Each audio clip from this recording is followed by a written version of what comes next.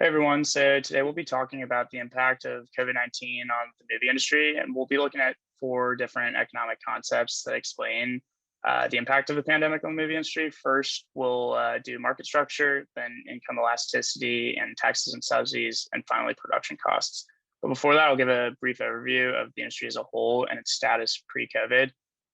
So here's a quick overview of the basic structure of the movie industry. It consists of two to three parts.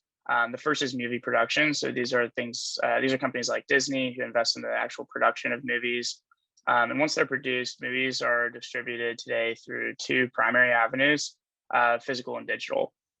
Even before COVID, these two channels have been in tension for a while, but as you'll see later in the presentation, this is also an important consideration during the pandemic. So there are several key trends worth mentioning before COVID hit. First, on the production side, it's important to note that the industry saw a 25% decline in movie theater demand over the last 5 years. And this has led to decreasing box office sales recently. And one of the main reasons for this is the entrance of digital players like Netflix or Hulu, who can go direct to consumer and even create their own content. And another trend on the production side is the increased dependency on blockbuster films. That has reduced the number of flops, but it's hurt the industry for those producers who flop on blockbusters. On the distribution side of things, it's important to note that American culture likes to see movie theaters as kind of a staple, and reports have suggested that this is not expected to disappear anytime soon. On top of that, concessions are definitely a vital part of movie theater revenue, so it's important to bring customers into the theater itself. But beyond that, on the digital side, platforms like YouTube TV have increased demand for streaming, and that's likely to continue in the future, along with new technologies like 5G that makes it easier to stream on the go. And right here on the bottom right, you can see a revenue breakdown showing the significance of streaming services relative to movie theaters. About $42 billion of revenue in streaming services relative to $6 billion. So that's going to be important to keep in mind, just the sheer size of the two. But over the past 15 or so years, you can see from 2005 to 2019, global box office revenue had been increasing pretty steadily. In 2020, was the first significant reduction in this, and you can see here how significant this reduction in revenue was from things like stay-at-home orders, and that kept people in their homes and also kept producers from keeping the same amount of supply. But now I'll pass it off to Ariel to dig a little bit deeper into the market structure and explain a little bit more of the model underlying some of these trends. Sure.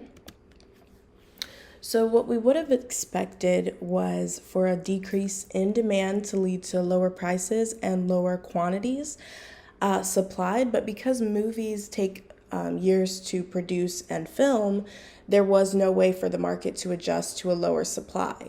In addition, government shutdowns actually prevented from the market to working out price and quantity changes, because when movie theaters did reopen, they could not raise their prices too much in fear of losing business. In addition, they're also not just competing with each other, they're competing with streaming services, television, and even social media. So we saw a huge increase in people consuming content from television and a slight decrease from people consuming content on their phones. Quibi, who attempted to be a new streaming service in 2020, actually attributed their failure to the change in market structure, even though many believe that this market was already oversaturated even before COVID. So we see that movie theaters are no longer the dominant players in where people view movies. And this also compounds with the fact that people are more likely to see a movie if others have seen it. But streaming changes that, because you don't get that sense of community when you're streaming from the comfort of your own home. And movie theaters are actually attempting to compete with streaming by offering subscription-based movie services and also launching their own apps. So short-term and long-term effects are going to vary, but overwhelmingly, we're going to see that the market has to continue to compensate for profit losses during the pandemic by hosting movie theater releases for higher prices on streaming services. The best example is Amazon Prime. AMC and other theaters are rushing to join the streaming world. Big players will need to compete for titles as consumers are deciding which services they prefer, and they can expect a temporary loss as people return to work. The Quibi scare actually is going to keep new players from joining the streaming industry because it is very difficult to enter right now. In the long term, movie theaters will have to adjust to including streaming services in their revenue. Consumers will need to choose which services to prioritize as too many are competing for the budget right now. And players are going to continue to have to keep prices low to compete.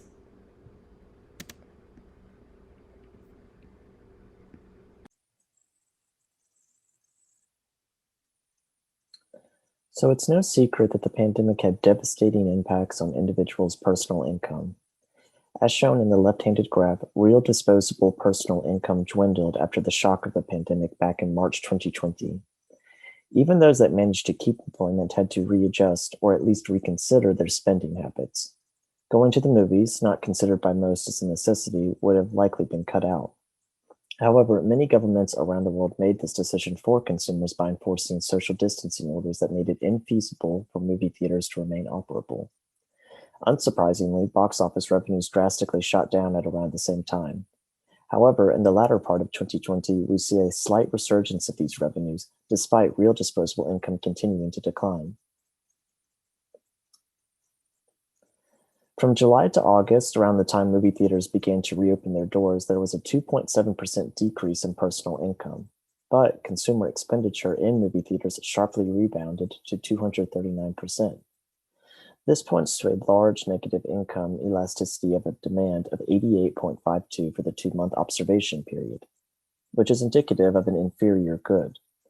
Movie theaters, while being a staple of entertainment for over a century now, are less desirable when posed against other forms of entertainment. Consumers will often prefer more socially interactive venues like sporting events, recreational activities, and restaurant eating. Moreover, monthly subscriptions to streaming services are just as, if not less expensive, as single entry tickets to movies at theaters. In the wake of the pandemic, however, individuals were very restricted in their ability to interact with others outside their household unit, which limited their time in public spaces. This, coupled with the reduction in real disposable income, likely caused many to turn to going to the movies. It gave them an opportunity to get out of the house and enjoy some, if very little, interaction with others. As consumers have become more conscious of their health, they will have an underlying expectation of cleaner facilities moving forward. However, with restrictions easing across the country, individuals will attempt to return to normal goods that afford more social interaction and higher utility. Box office revenues will likely remain low compared to pre-pandemic benchmarks, and consumers will still have a preference for direct-to-digital access of upcoming films. We've already seen this transition for recent releases, but theater companies will likely attempt to avoid this in the long run in order to profit off of food and beverage consumption at on-site theaters. However, prior to the pandemic, there was already a growing market for streaming services. This pandemic has only reinforced the consumption of these services, and they will likely continue to rise in the years ahead.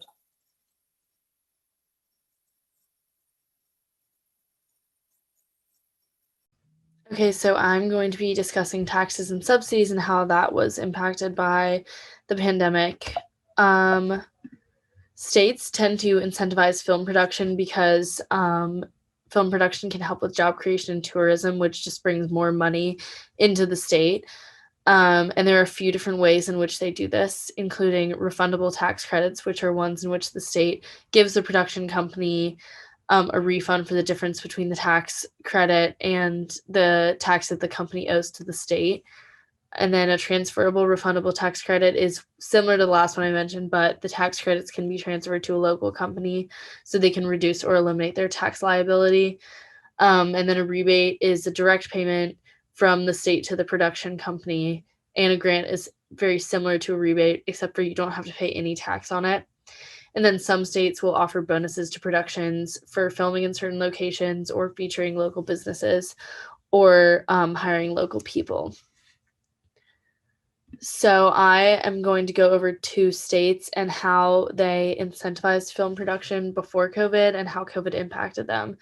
So in California, they offer a refundable tax credit of 20% for films with a budget between $1 to $75 million. And the production company has to spend at least 75% of this budget filming in California. And before the pandemic, production companies who got the tax credit had 180 days to begin filming, unless there was an unforeseeable circumstance that prevented them from doing so. And the California Film Commission decided that COVID counted as an unforeseeable circumstance, and therefore production companies could stop the clock on production, but keep their tax credit. And then Maine offers a rebate and tax credit. So there's a wage rebate of 12% to residents and 10% to non-residents of the state. And then a 5% tax credit for non-wage production expenses that happen in Maine during production. And similar to California, prior to COVID-19, production had to happen within a 12-month period and start on the date specified by the Department of Revenue. But now companies can withdraw their request if they had to stop production because of COVID, and they can reapply when production is back to normal. So here is a graph I created to illustrate the impacts on price and quantity. So in the short run, the pauses on tax credits that incentivized productions have decreased the supply of movies, which shifted S1 to S2, which decreased equilibrium quantity from Q1 to Q2 and increased equilibrium price from P1 to P2. But in the long run, supply will return back from S2 to S1 because COVID isn't going to halt production forever, and supply will just return to its normal state in the long run. So essentially, these changes on taxes and subsidies in the movie industry will just happen in the short term, and we'll go back to normal in the long term. And lastly, I'm going to talk about production costs. COVID-19 has had a pretty extensive effect on production costs in the movie industry. Lots of movie productions paused for a while at the beginning of the pandemic and have since reopened. In general, the cost to produce a movie is pretty high. Many budgets average around $65 million. And this chart here is for low budget movies, but the breakdown is the same for low and high budget movies. And listed next to it is a breakdown of budgeting with production costs making up 56 to 74% of most movie budgets. So for variable costs, many industry standards for health and safety have changed. Lots of sets are requiring some sort of biweekly coronavirus test for cast and crew, as well as additional quarantine standards if travel during a shooting is required. And producers have been forced to hire additional personnel, health experts, and sanitation crews, as well as additional equipment for cleaning supplies, washing hands, things like that.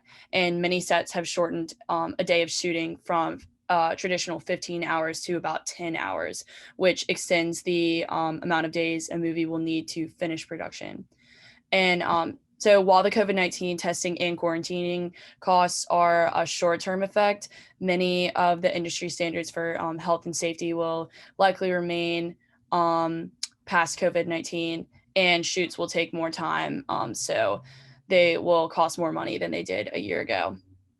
And for fixed costs, insurance costs are also likely to rise because of the risk of having to pause shooting for weeks at a time when a member of the cast or crew becomes ill. And because insurance companies have begun excluding coronavirus from their policies, a lot of major studios will probably have to bear the cost of future shutdowns.